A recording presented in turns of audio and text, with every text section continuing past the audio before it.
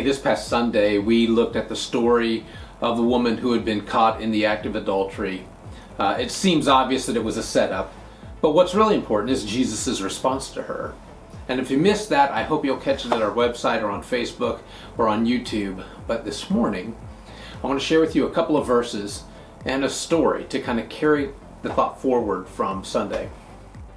In Isaiah 30:18, we read, "The Lord longs to be gracious to you." I just want to remind you that He wants to be gracious to you and me. It's His nature to bless undeserving people. He's waiting for you to accept His grace. He enjoys being gracious. He's not mad at you. Now, does grace mean that I can accept God's gift and keep on living any way I want to, thumbing my nose at God? Of course not. From Sunday, there are two very profound statements that Jesus said to this woman, again, who was caught in the act. There was no mistaken identity. No, I think you're reading this wrong. She was guilty. But instead of saying, do whatever you want, Jesus said, I don't condemn you. And then He said, now just stop doing it and go and sin no more. Let me help you change. He's not saying just keep on doing whatever's destroying your life, whatever's opposing the laws of God. He just said go and sin no more. But Jesus knew that before she could hear the second part, she needed to hear the first part. Neither do I condemn you. So the story is about Jenny. She grew up on a cherry orchard near Traverse City, Michigan, near where my friend grew up. Her parents, a little old-fashioned, tended to overreact to her nose ring, her music, the way she dressed. And one night in an argument with her dad, she screamed, I hate you, and I never want to see you again. And that night she ran away, got a bus to Detroit.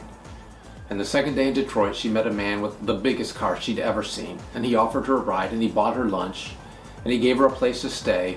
He even gave her some pills that made her feel better than she'd ever felt in her life.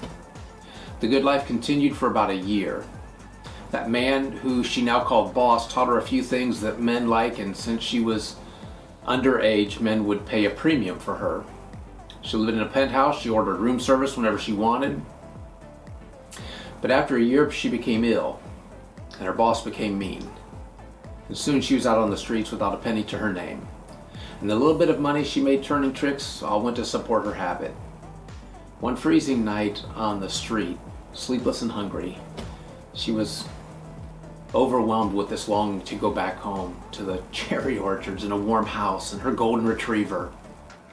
And sobbing, she called home 3 times only to get an answering machine. The third time she said, Mom, Dad, it's me. I want to come home. I'm catching the bus. I'll be there about midnight tomorrow night at the station. If you're not there, I'm just going to stay on the bus to Canada. And on a 7-hour bus trip home, Jenny began to have doubts. Man, what am I going to say? What do they think? Are they even going to show up? Will they even be there at the station? And when the bus finally rolled over into the small station, the driver announced, 15 minutes, folks. It's all the time we have here. 15 minutes. 15 minutes to decide her life. She nervously checked how she looked in a little compact mirror, and as she walked into the terminal, she was not prepared for what she saw. 40 people at midnight standing there. Uncles and aunts and cousins and brothers and sisters and mom and dad and grandparents. All of them were wearing these silly party hats and blowing silly noisemakers and holding banners, and a big banner that stretched through the terminal that said, Welcome home. And she felt the tears hit her cheeks. That's when her dad lunged out of the crowd to grab her. She said, Oh, Dad, I'm so sorry. And he said, Shh. We don't have any time for apologies. You're going to be late for the party. We planned a banquet for you at home. Listen, I just want to remind you, that's a picture of the unconditional love that God has for you.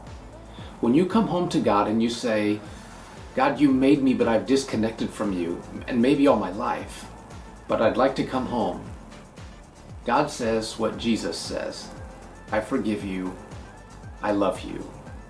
Paul would write to the church in Rome in chapter 5, we throw open the door to our hearts to God and discover that at the same moment, He has already thrown open His door to us. Listen, if that's you, He longs to be gracious to you. He loves you, and He hopes you'll come home too.